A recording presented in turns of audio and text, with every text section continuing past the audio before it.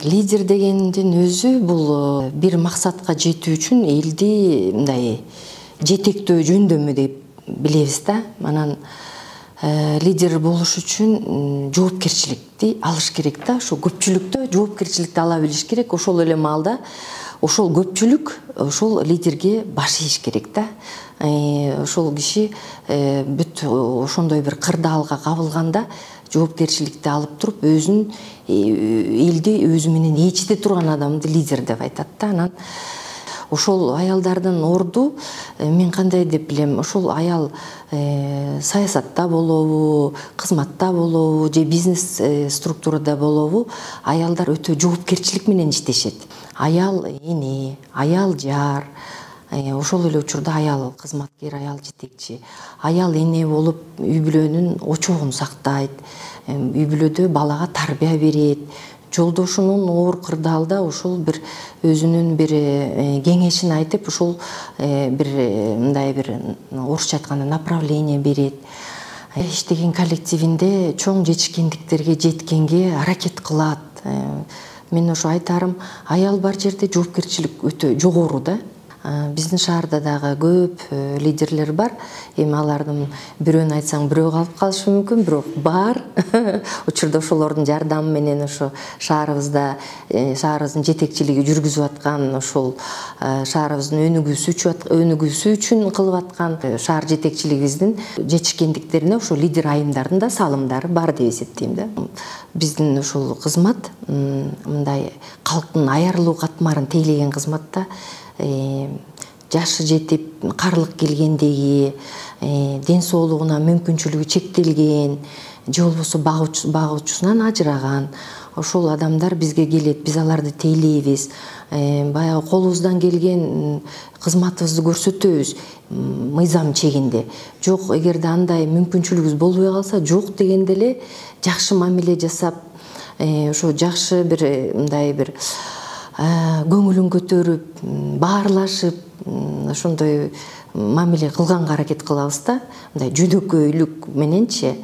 Анан мен ойлойм, ошондой бир кызмат көрсөтүүнүн үстүндө иштеп биз андай деле коомчулуктан, эркек жолдоштордун арасынан андай кысымга, өзүмдүн эмемде мен андай кысымга кабылган жокмун.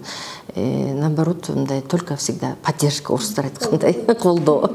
Сизге үй бүлө менен жумушту бирдей алып кетүү кандай? Эми бул кызматта жүргөндө үй бүлөнүн колдоосу абдан керек. Үй бүлөнүн колдоосу болгон үчүн ишти да алып, үй бүлөнү да алып, кайын журтту да алып дегендей кетип атабыз. Анан кызматтагыдай, үйдөгүдөй. Бул жерде кызматымды аткарсам үйгө барып, кайын журтка келинмин, жолдошума жармын, балдарга энемин дегендей. Анан эми конечно оор эле болот, көп жагдай болот. Ошол жагдайларды эми туура түшүнүү менен, туура чечүү менен ушул эки нерсени бирдей алып кеткенге аракет кылып келатабыз. Адам жоопкерчиликте болуш керек да. Мисалы, ар бир иштин ийгилиги тартиптен башталат да. Ошол өзүңдүн тартибиң болуш керек.